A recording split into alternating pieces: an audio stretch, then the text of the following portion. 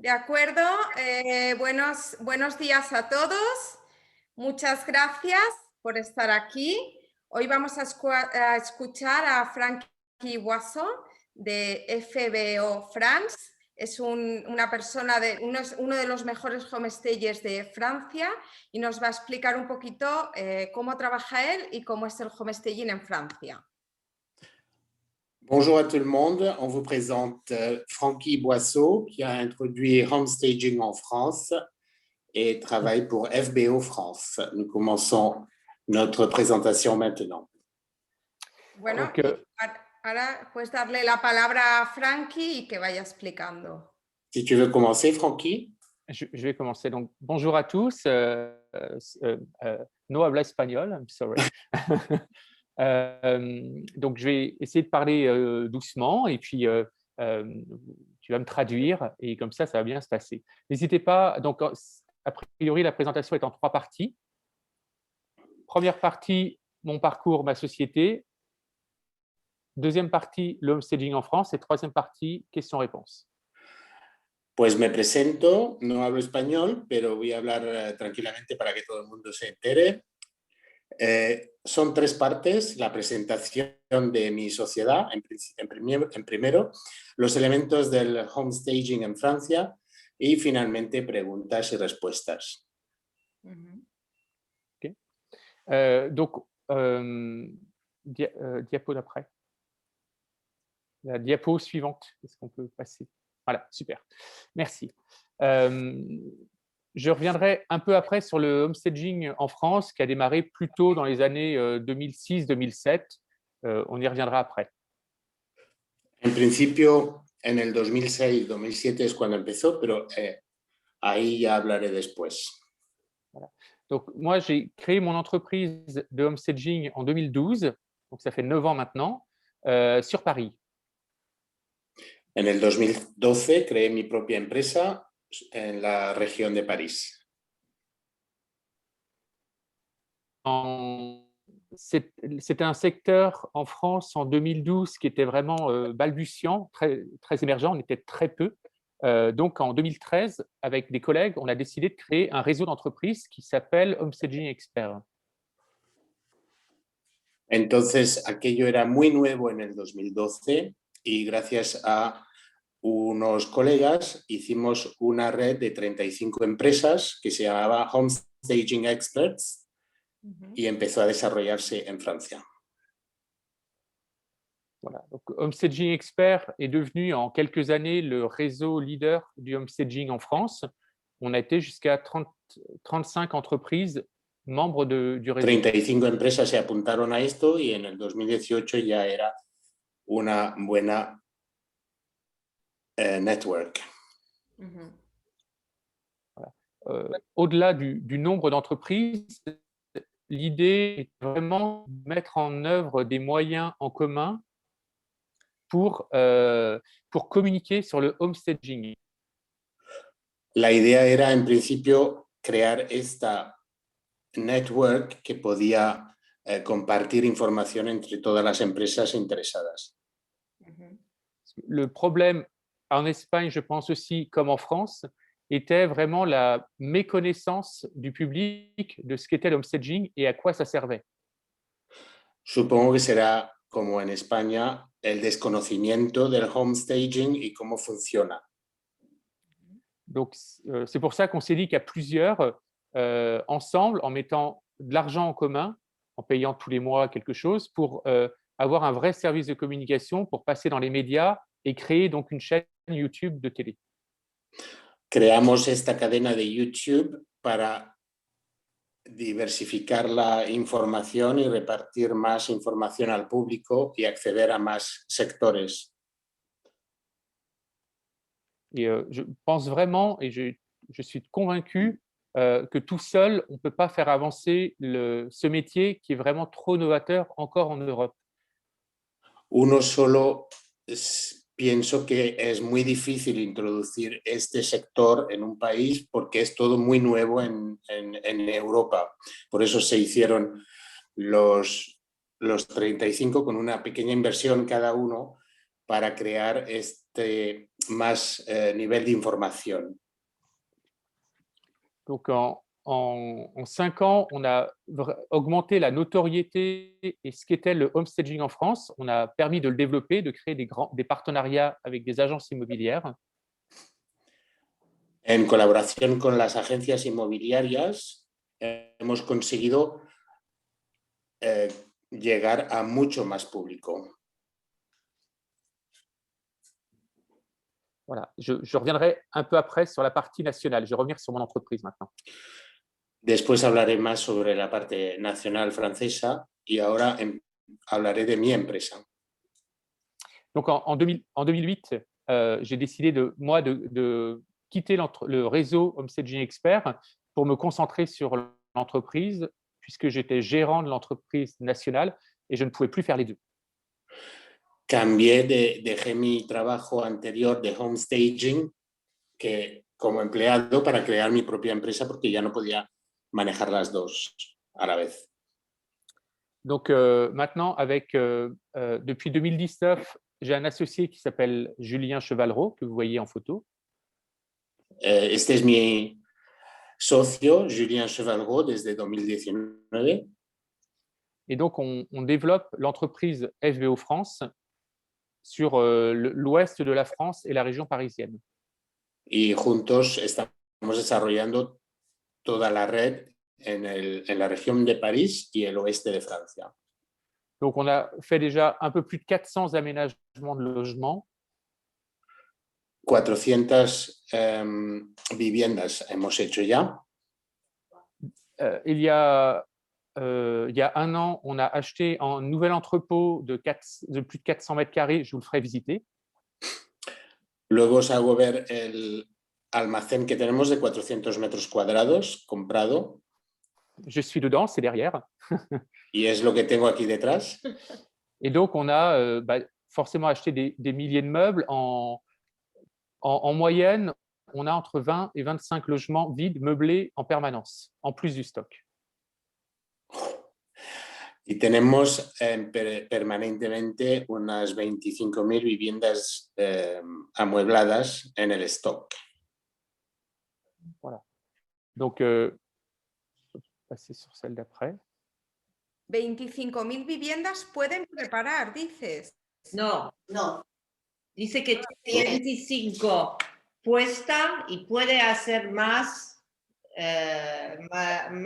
aún más que eso, que siempre tiene más o menos 25 hechas Colocadas. y que le queda muebles también.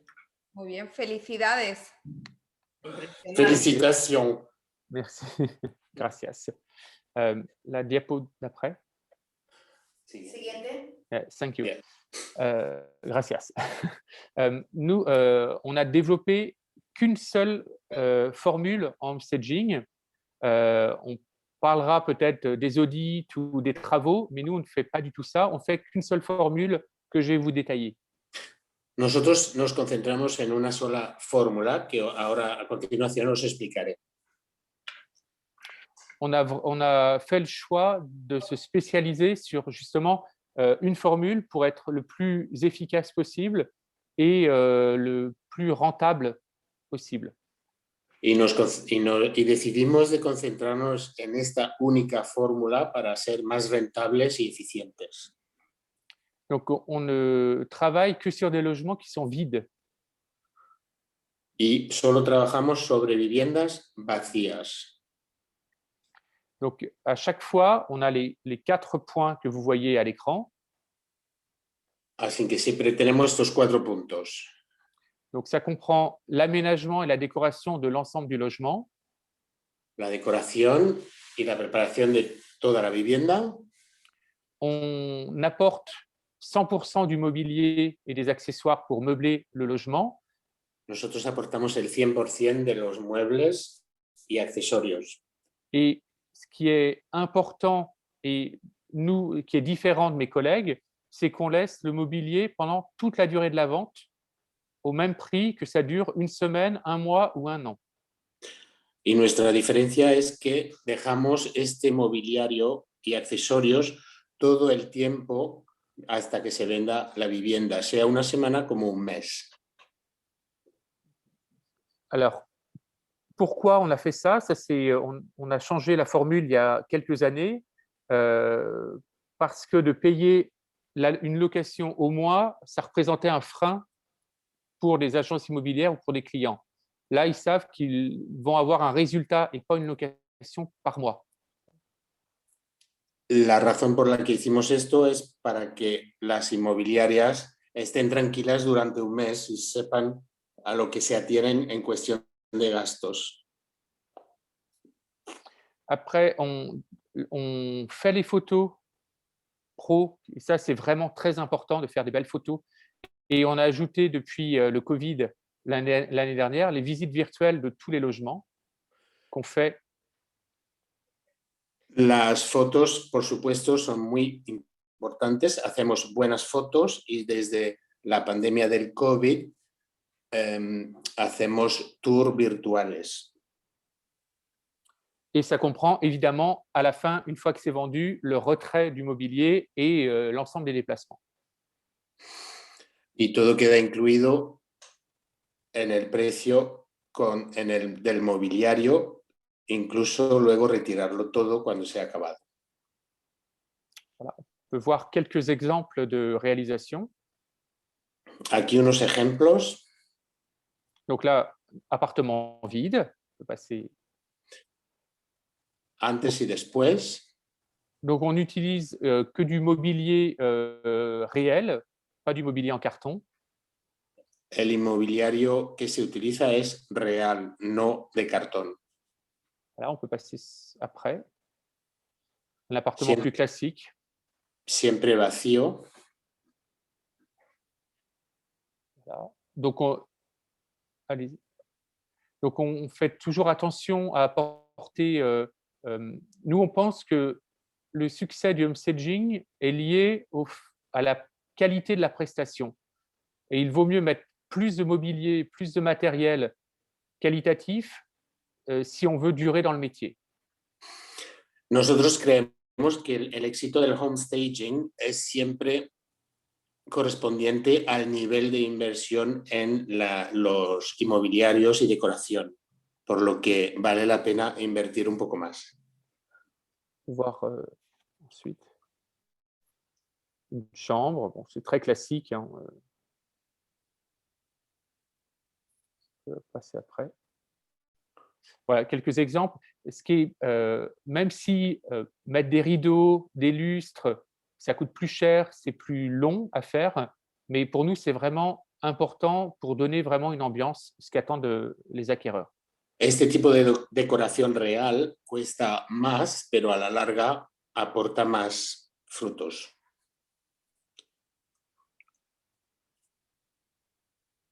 Et en France. Alors, avant de passer en France, si vous voulez, on peut faire un petit tour. Comme ça nous fera une petite pause. Si ça vous va, je vais vous faire visiter le stock. Est-ce que ça vous dit?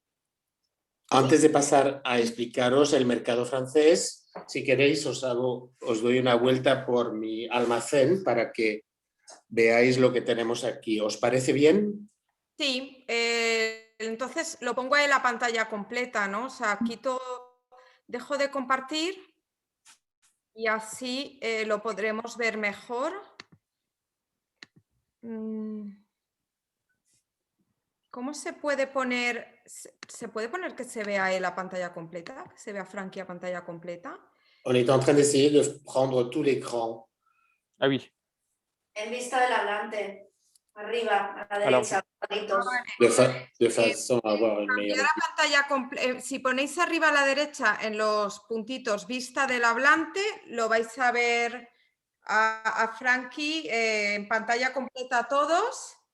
Es arriba a la derecha en los puntitos esos y bueno, yo estoy deseando ver un almacén tan grande.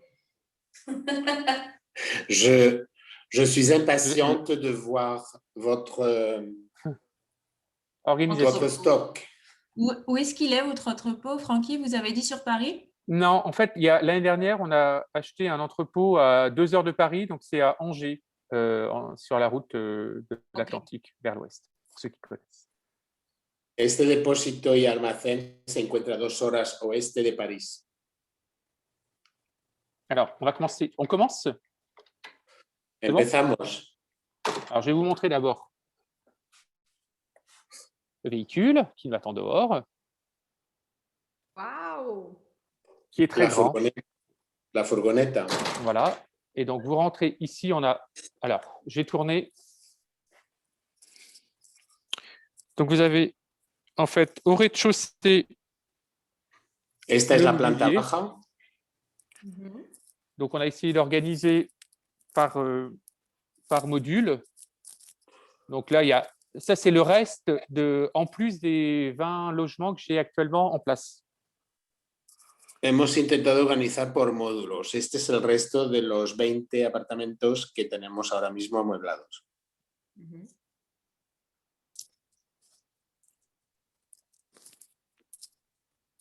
Ici, vous avez les canapés. Los sofás. On a un appareil ici pour les monter. Aparato de carga. C'est Et on bon, va monter. Comment? On est tous et toutes jaloux là. on est en train de gratter tous. Exactement. Oh là là. Envidia internacional. Et donc, à l'étage, vous avez tous les tout petits meubles, les poufs, et par rayon, les lampes. Lámparas. Les plantes. Plantas. Wow. Ça, c'est les cuisines factices, les tissus. Telas. Cuadros. Les tableaux. Et puis, des accessoires. Accesorios. Ça ressemble à une vraie boutique. Hein. C'est mieux que Maison du Monde encore. Et les coussins, parce qu'il faut et des couettes. Voilà. En gros, vous avez vu. Voilà. Donc,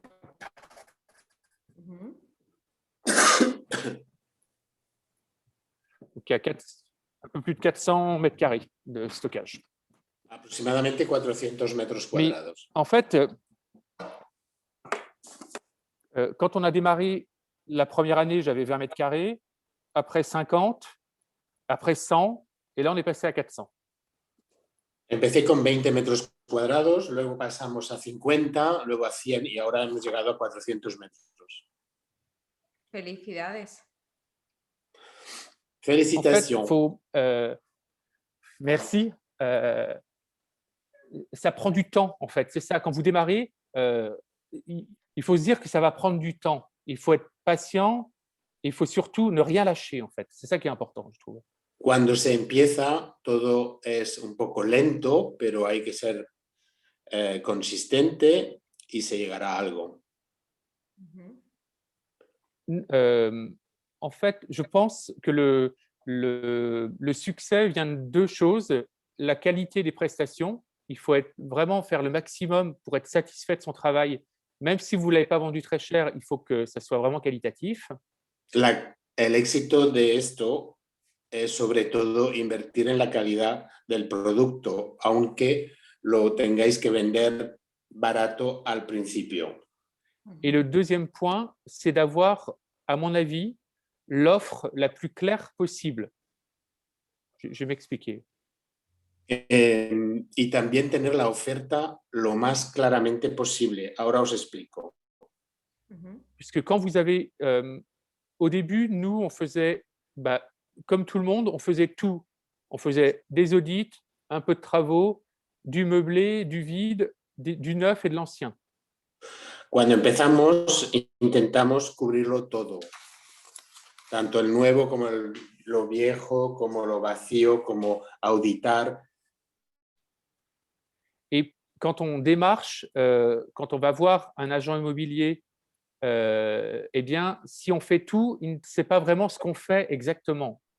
Sin embargo, cuando te presentas a las agencias inmobiliarias intentándolo cubrir todo, no hay nada de concreto. Donc, pour revenir sur le marché en France, il est un petit peu comme en Espagne, c'est-à-dire que les entreprises ont aussi une diversité d'offres que je vais détailler. Así que para volver al mercado francés, pues sucede como en España. Vous avez dit quoi après l'Espagne? Les homestagers ont une diversité d'offres comme en Espagne que je vais détailler. Entonces, los que hacen el homestaging intentan cubrir muchas cosas, como ahora mismo a continuación os detallaré. Donc, le homestaging en France est arrivé dans les années 2006-2007 par une émission de télé qui s'appelle Maison à vendre, qui existe toujours. Hay un programa en Francia, en la televisión francesa, sobre casas que llegó en el 2006-2007 y a raíz de eso introdujeron homestaging. L'avantage de cette émission, c'est qu'elle a permis de montrer aux propriétaires qu'une belle maison se vend mieux qu'une maison moche ou mal meublée. Este programa, que existe todavía en Francia, enseñó que decorando una casa de forma apropiada se vende mucho mejor que si no está amueblada. Donc ça, c'est plutôt bien pour développer le homestaging. Le problème est la question financière liée au homestaging. El problema es la cuestión monetaria del homestaging. Puisque dans l'émission, ils font beaucoup de travaux, beaucoup de peinture, et l'émission, c'est toujours entre 15 et 20 000 euros à chaque homestaging. En este programa también incluyen pinturas, trabajos de construcción, entonces el homestaging de una casa puede subir a 15 000 euros. Et aujourd'hui, un propriétaire n'a pas envie ou n'a pas les moyens de mettre, en tout cas la majorité, de mettre 15 ou 20 000 euros pour vendre sa maison. Y un propietario hoy en día no quiere invertir 15 o 20 000 euros para poder vender su casa. Donc, l'émission a servi le homestaging, a permis d'avoir une tribune, mais l'a desservi parce que les agents immobiliers savent que ce n'est pas réaliste dans la vraie vie, économiquement. Este programa de televisión ha servido de plataforma para lanzar el homestaging, pero no es la realidad, puesto que la gente no puede invertir este dinero. Donc, le travail que le homestager doit faire en France, et à mon avis en Espagne c'est pareil, c'est d'expliquer comment on peut faire du homestaging qui soit économiquement cohérent pour le propriétaire. Entonces, el que trabaja para homestaging debe conseguir, igual que en Francia, y cree que en España será lo mismo, hacerlo mucho más económico.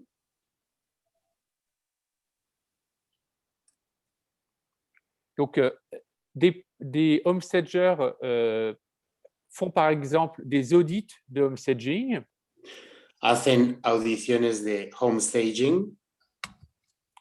D'autres font beaucoup de travaux, se sont plutôt lancés à faire des travaux de la peinture et très peu meublés. Otros se dedican más a pintar el piso o la casa y con pocos muebles. Et d'autres, comme nous, on ne fait pas du tout de travaux, mais on meuble beaucoup et on ne fait pas du tout d'audit. Y otros, como nosotros, por ejemplo, nos dedicamos más a amueblar sin hacer ninguna pintura o trabajos. Après, les trois modèles, pour moi, peuvent fonctionner, en fait. Yo creo que los tres modelos de homestaging pueden funcionar. Si on prend uniquement l'audit, de faire un audit de la maison, donc un rapport papier, on le vend beaucoup moins cher, mais donc c'est plus facile à vendre, mais il faut faire beaucoup de volume pour en vivre. El la audición de la casa en papel es lo que menos cuesta, la primera opción, pero hay que hacer mucho para sacar algo. Entonces, lo que llamamos en España asesorías. Es asesoría. Y asesoría. Vale. J'ai pas compris.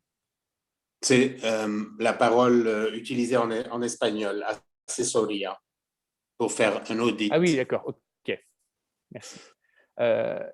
Et le problème, pour moi, le problème de l'audit, c'est que ça n'apporte pas un résultat concret dans la maison. On n'a pas entendu là. Pardon, vous m'entendez? Vous m'entendez? Oui, c'est bon. J'ai- Allez-y. Le problème des audits, si on ne fait que l'audit, c'est que ça n'apporte pas un résultat concret dans la maison qui permet d'améliorer la vente. C'est juste un rapport.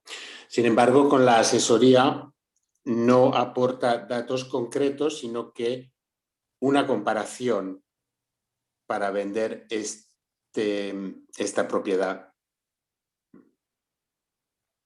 Après, il y a les entreprises en France qui se sont développées plutôt autour des travaux.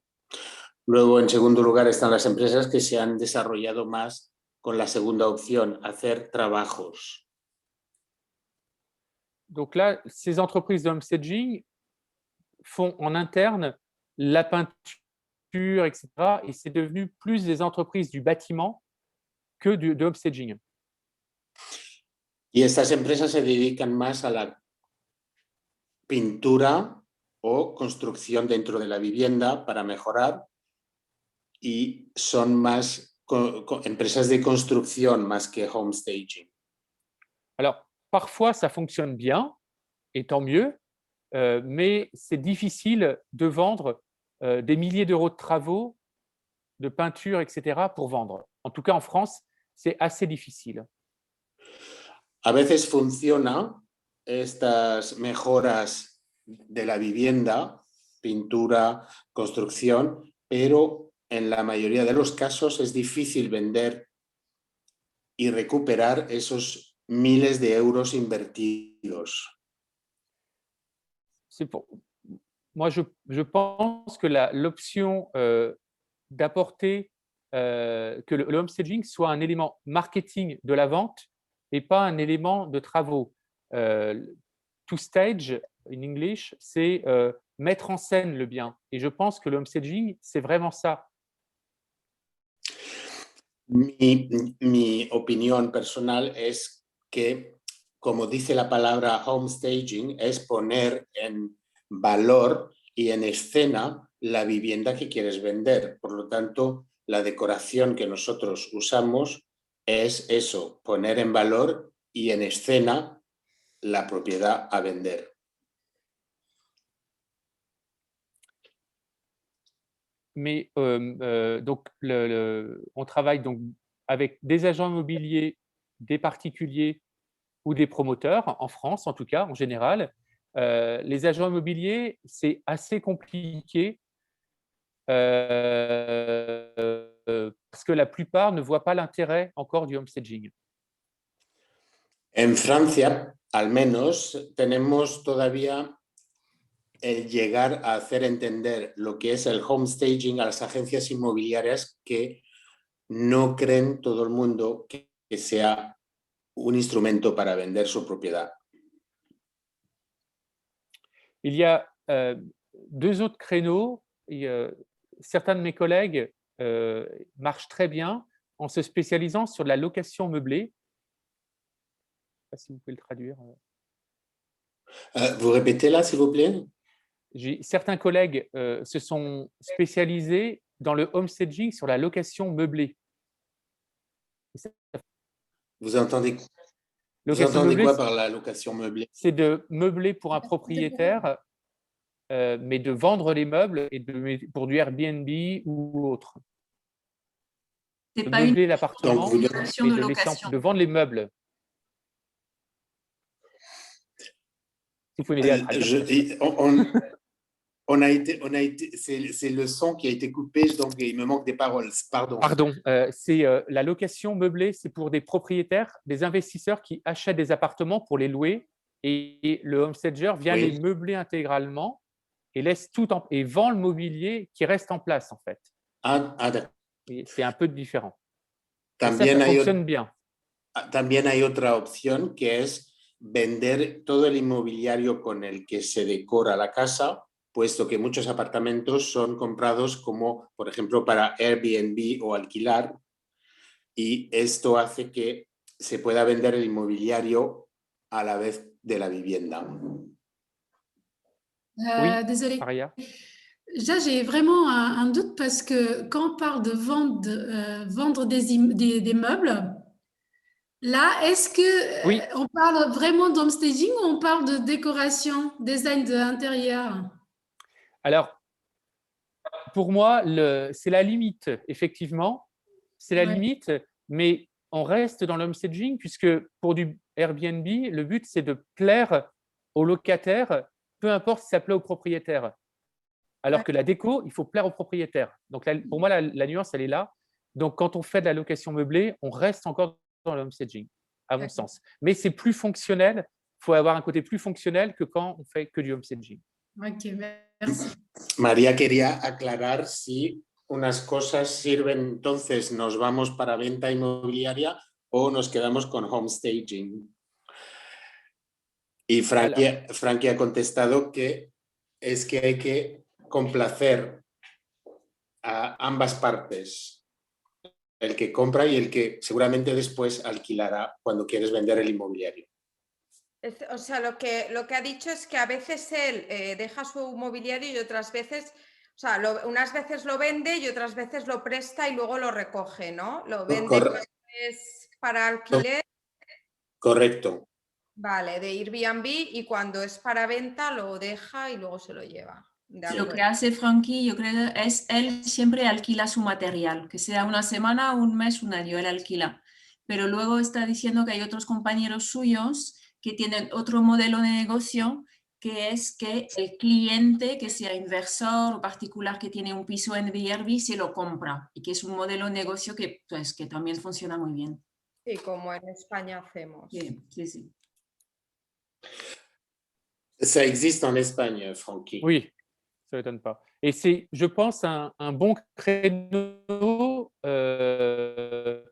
si vous ne voulez pas gérer du stock, de la logistique, parce que ça vous permet juste d'acheter et vendre. Voilà, c'est moins logistique. Mais on gagne moins à chaque fois, donc il faut… Voilà.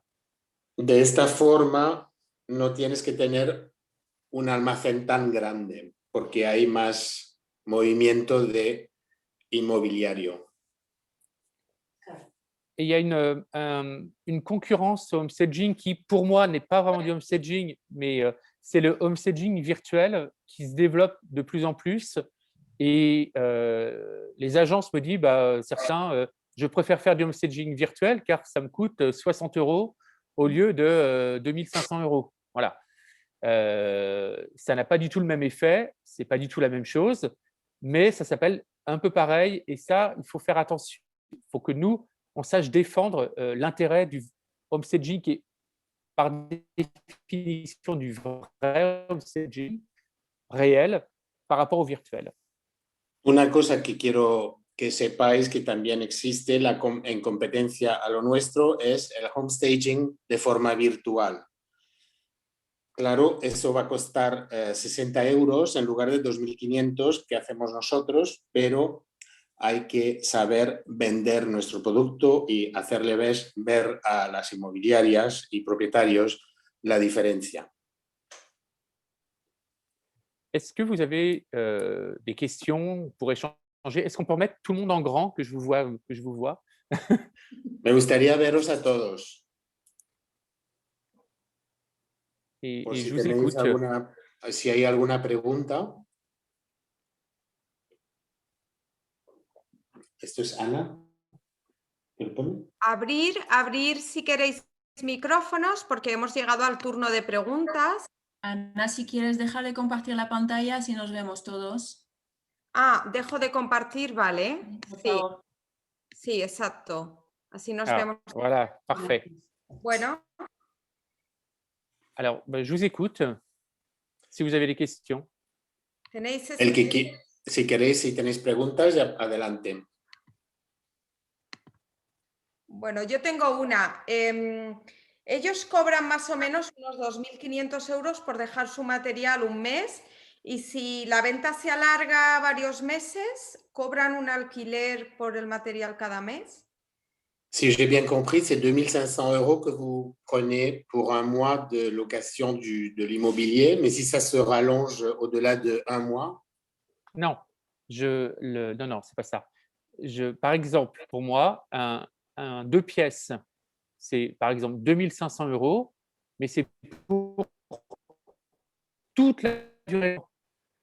Si ça dure une semaine, un mois ou un an, c'est le même prix. Esos 2.500 no tienen límite de tiempo y es un ejemplo para un apartamento de una habitación. Más habitaciones es más caro el servicio. Le prix, je suppose, augmente avec le nombre de chambres. Exactement. Sí, correcto. Pero dile a Frankie, yo cuando empecé no puse límite de tiempo y un material se me quedó en una vivienda 2 años. Y fue un negocio horrible el que hice. Quand j'ai commencé, j'ai fait cette offre de laisser l'immobilier jusqu'à la vente et il est resté en deux occasions, il est resté pendant 2 ans. Alors, dans mon contrat, c'est quand même limité à 1 an. Elle hace un contrato c'est arrivé limitado que a 2 un fois. y ha llegado a 1 año en 2 ocasiones solamente. Su contrato se limita a 1 año. Parce que dans plus de 80% des cas, c'est vendu dans les premiers mois. Donc, on n'atteint jamais la limite. En el 80% aproximadamente de los casos se vende en los primeros meses. Mais c'est un élément pour rassurer quand on vend à un agent immobilier la prestation, il sait pour combien il en a en tout et pas, il faut que tous les mois, si ça ne se vend pas, il repaye. Parce que ça, c'est un vrai frein à la vente, je trouve. Porque el hecho de limitar a un precio mensual limita mucho este tipo de venta y el inmobiliario, la agencia inmobiliaria sabe a qué atenerse. Y ¿qué más quería yo preguntarle? ¿Le pasa a veces que los compradores se enamoran de la decoración y quieren comprar la vivienda con la decoración? Ça vous arrive que les acheteurs tombent amoureux de la décoration et veulent acheter l'appartement ou la maison avec la partie mobilier inclus? Oui, ça arrive. Alors, je n'aime pas vendre mes meubles, mais j'ai déjà vendu l'année dernière 2 appartements complets. Et puis là, par exemple, lundi, je récupère 2 appartements et j'ai vendu un fauteuil, des rideaux, des lustres qui restent sur place. Sí, ha sucedido. No me gusta vender mis muebles, pero el año pasado en 2 ocasiones se vendió todo incluido. Mais je n'aime pas ça, parce qu'autrement, il faut que je rachète encore et j'en ai marre d'acheter. Una cosa que no me gusta porque luego tengo que ir buscando y comprando yo más inmobiliario. Si es lo más divertido. Sí. ¿Quién más quiere preguntar? ¿Alguna pregunta tendréis, no? Francky, Monica disait, c'est ce qu'il y a de plus joyeux d'aller acheter de l'immobilier. Oui, mais au bout d'un moment, on en a marre quand même, parce qu'on a beaucoup acheté. Cuando se repite muy a menudo. Ya, me imagino.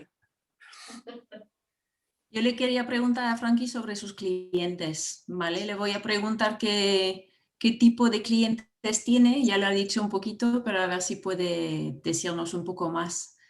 Francky, sur vos clients, Oui. vous avez donc dit que ce sont surtout des agences immobilières, des promoteurs et des particuliers. Quel est le pourcentage, plus ou moins, et avec qui préférez-vous travailler? Alors, majoritairement, ce sont des agences immobilières avec qui je travaille. Après, dans les agences immobilières, il y a celles qui payent la prestation, c'est-à-dire qu'elles, dans le cadre de leur mandat, c'est elles qui me payent, et d'autres, des agences immobilières qui proposent mon service à leurs clients, et c'est le client qui me paye. Mais dans les deux cas, mon contact, c'est l'agence immobilière. Donc, moi, les deux me vont bien. Je n'ai pas de problème, en fait. En Donc ça, Espagne, moi, je peux vous dire, je suis à Madrid, c'est compliqué. En général, ce sont les particuliers qui payent, même si on passe par les agences immobilières. Les agences immobilières ont vraiment du mal à débourser, elles, le coût du homestaging. Frankie dice que trabaja principalmente con las agencias inmobiliarias. Algunas le compran el producto y otras lo presentan a los clientes. Y Pauline dice que en Madrid es un poco difícil.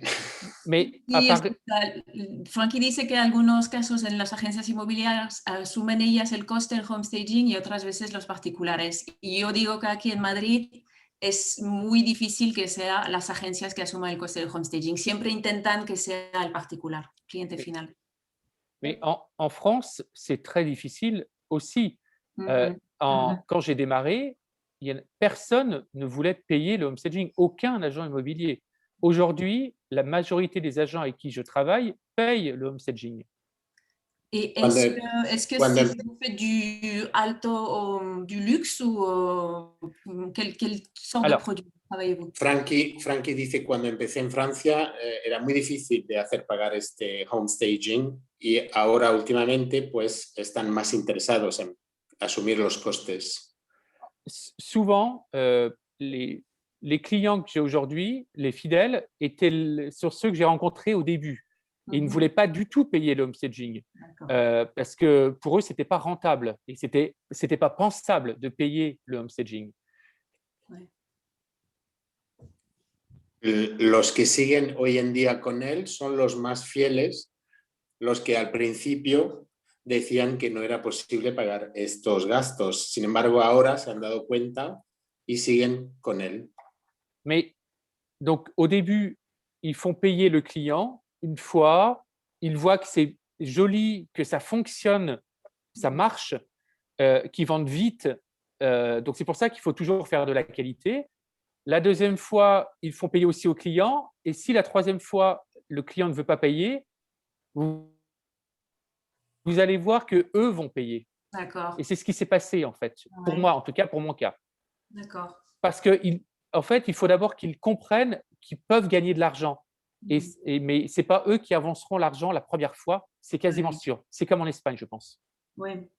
Ici, c'est vrai que c'est frustrant parce qu'on voit souvent que l'agent immobilier comprend vraiment, est convaincu de la valeur du service, mais il a le refus du propriétaire. Oui, Un momento, traducción. Pobre Juan, perdón, Juan. Sorry. Pardon. O tradúcete tú a ti misma, lo que quieras. Es muy importante mantener la calidad del producto. Al principio puede que no quieran, que no lo quieran utilizar, sea difícil hacer pagar estos gastos, pero cuando ven la rapidez con la que se vende la propiedad, todo cambia. En fait, les agents immobiliers, à mon avis, on a les mêmes.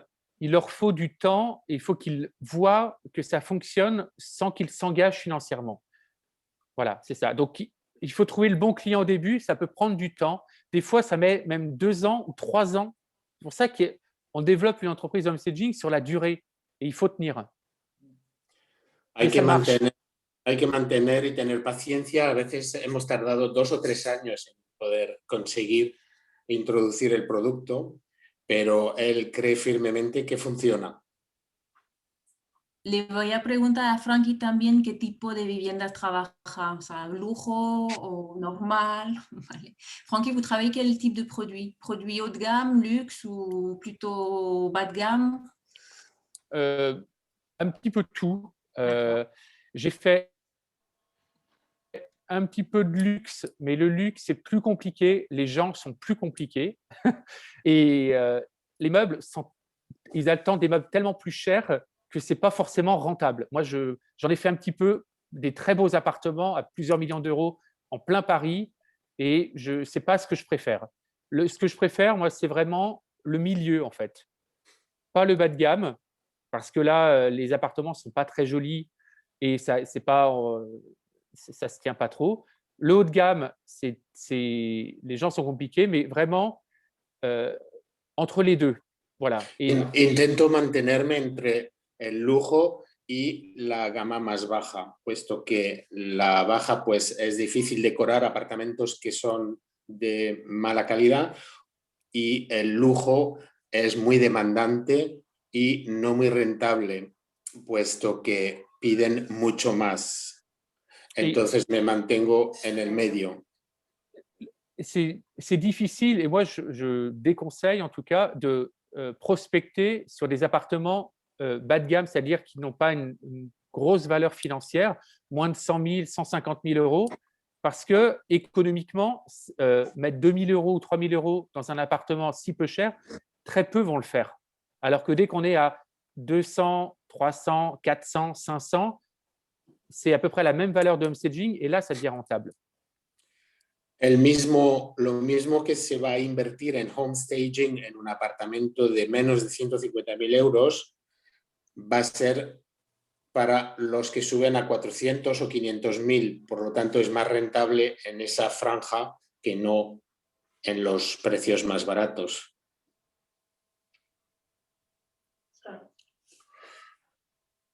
¿Había alguna pregunta hace un momento en escrito? Lo voy a mirar. Charo, ¿no? Paloma tiene una pregunta. Paloma, abre tú misma y nos la lanzas si quieres. Elena, Charo, si queréis abrir micrófono y la escuchamos. Hola, ¿qué tal? Es que no he querido abrirlo porque estoy aquí en un parque y casi con las niñas y hay mucho ruido. Bueno, ¿si me oís bien? Sí. Vale, nada, mi pregunta, yo he empezado hace poco y como le he oído explicar a Frankie los diferentes tipos de homestaying que hay, de vivienda vacía o vivienda con muebles, ¿aconseja él que nos centremos en un tipo de homestaying o que al principio abordemos todo lo que no? Porque claro, al principio cuando empiezas, pues ya sabes que pues tienes tanta ilusión que haces todo lo que pillas, pero quizá es mejor destacar por un estilo en concreto. Je vous écoute d'un parc, donc ce n'est pas très facile pour moi de parler, mais ma question, est-ce qu'au début, lorsqu'on se lance dans le homestaging, il vaut mieux essayer les 3 types de homestaging ou bien se concentrer directement dès le début dans un seul? Alors, c'est mon opinion, mais je pense qu'il faut se focaliser sur une façon de faire du homestaging, d'avoir une offre claire et de la vendre, en fait. Plutôt que d'essayer de dire « je fais des travaux, je fais de l'audit, je fais de la location meublée, je fais des logements vides, je fais des logements meublés », ça fait… Les agences ne savent pas ce que vous vendez vraiment, en fait. Il faut vraiment, à mon avis, être le plus clair possible et commencer par le segment qui vous est adapté de l'audit ou des travaux ou du vide ou du meublé. Après, vous pouvez vous diversifier, mais à mon avis, il faut avoir une offre claire.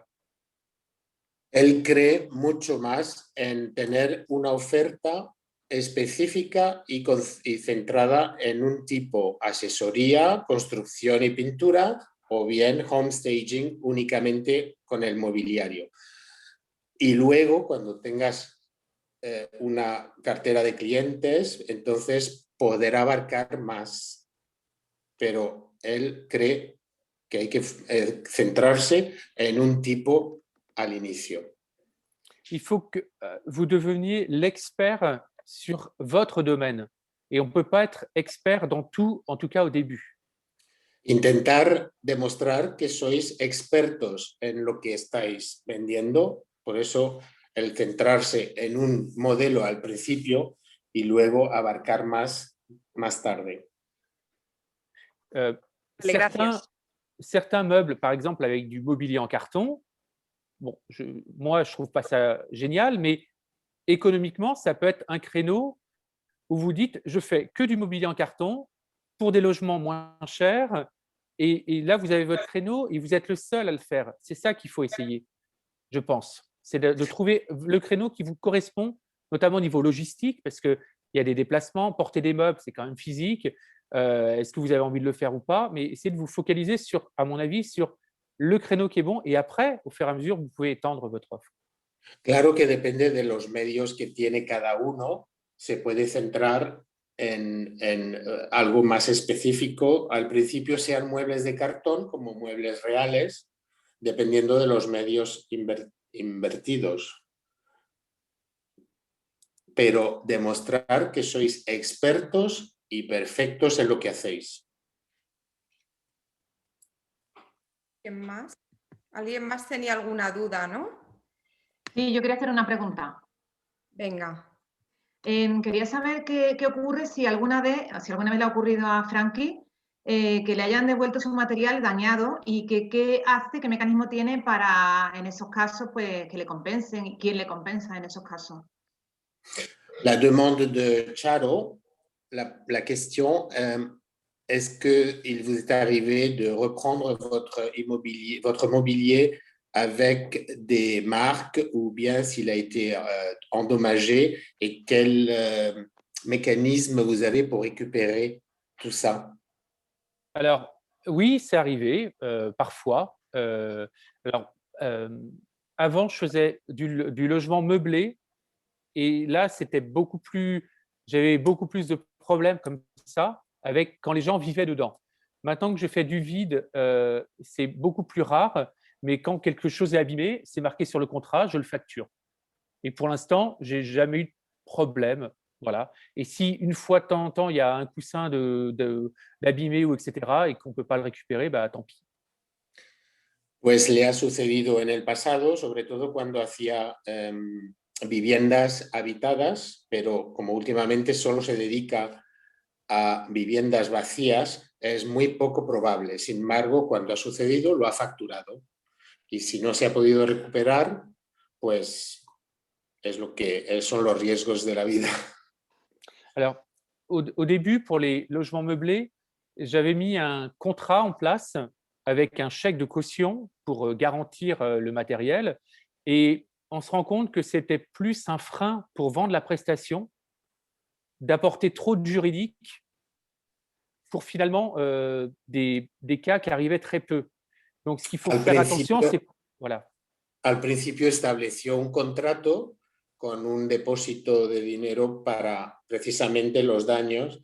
Sin embargo, se dio cuenta que esto frenaba mucho la venta de su producto y limitaba el funcionamiento del trabajo. Parce qu'une prestation de homestaging, vous le savez tous, c'est déjà pas facile à vendre parce que ça vaut de l'argent. Donc, si en plus on ajoute des contraintes, du juridique, des cautions, eh bien, ça devient presque impossible à vendre, même si ça fonctionne en fait. Como ya sabéis todos, este homestaging es ya difícil de introducir en el mercado, tiene muchas dificultades de llegar a funcionar en pleno. Entonces, si además le añades contratos por esto, depósito de dinero por esto, entonces limitas mucho el trabajo. Gracias. Thank you. Gracias. ¿Alguna pregunta más? Hay tiempo para solo una más. Ah, mince, donc je vais être très rapide. La première, c'est quand vous avez un appartement pour meubler et qui la peinture elle est un peu abîmée ou le sol, qu'est-ce que vous faites? Et la deuxième question, c'est comment vous avez commencé finalement à constituer votre stock? Comment vous avez commencé? Alors, la pregunta es, cuando se encuentra con pintura dañada en un apartamento, ¿qué es lo que hace para solucionar ese problema y cómo empezó a almacenar el inmobiliario? Alors, pour la première question, il y a deux cas. quand le sol ou les peintures sont un petit peu abîmées, ça ne me pose pas de problème parce que la plupart des logements d'occasion ne sont pas neufs ni récents. Donc, ce n'est pas grave, on peut quand même meubler et améliorer l'existant sans toucher au sol. Moi, je ne fais jamais de peinture. Voilà. Donc ça, c'est la première chose. Se puede tener que pintar o arreglar nada si los daños son menores. Y no pasa. Si l'appartement est trop abîmé, et c'est à vous de le juger, eh bien vous dites, enfin moi c'est ce que je dis non, je ne fais pas parce qu'il est tellement abîmé que mettre des meubles dans un appartement comme ça ne sert à rien, ça ne l'aidera pas à se vendre. Donc faites des travaux, faites du virtuel, ce que vous voulez, mais moi ma prestation ne servira pas à aider à vendre. Donc, sin embargo, hay que ser real, y cuando el apartamento está demasiado dañado, no vale la pena instalar muebles porque no va a servir de nada.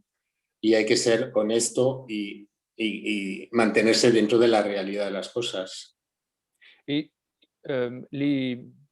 sur la durée, alors c'est compliqué de refuser une prestation au début, mais sur la durée, c'est ces agents-là qui me font confiance parce que quand on travaille ensemble, c'est pour aller au bout et pas pour vendre uniquement une prestation qui ne va pas forcément permettre de vendre le logement.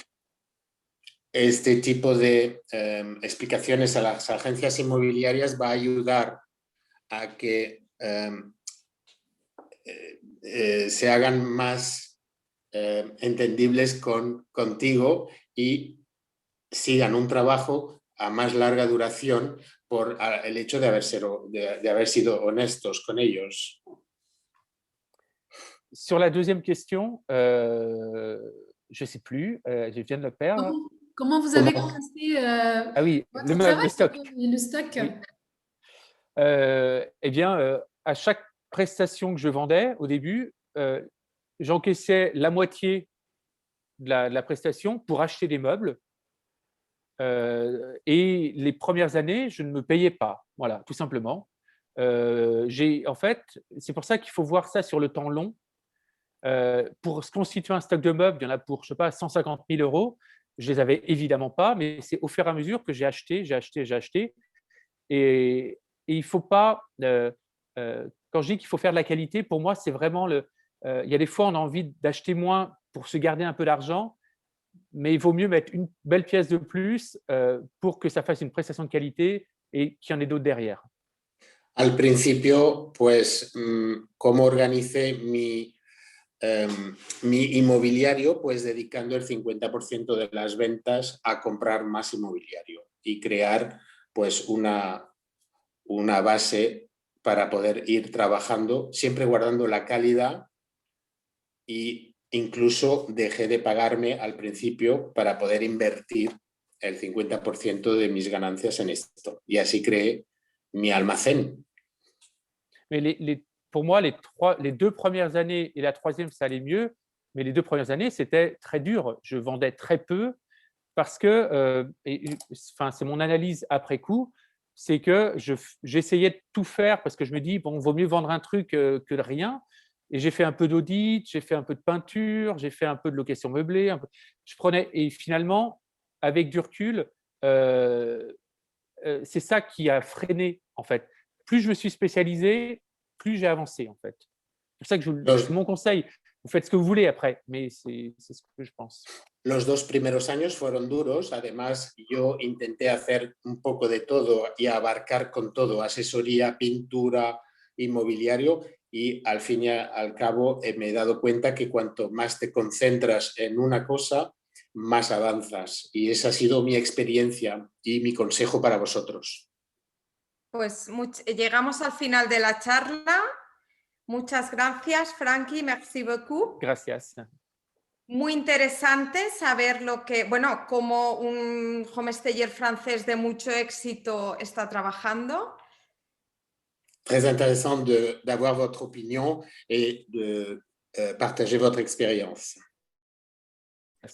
La siguiente charla la tenemos el lunes 1 de marzo, ¿vale? Con Pilar Perea, que es estilista y profesora de mi escuela, de Homestaying School, y nos va a explicar qué tenemos que hacer, qué pasos tenemos que dar para que nuestros trabajos salgan en las revistas de decoración.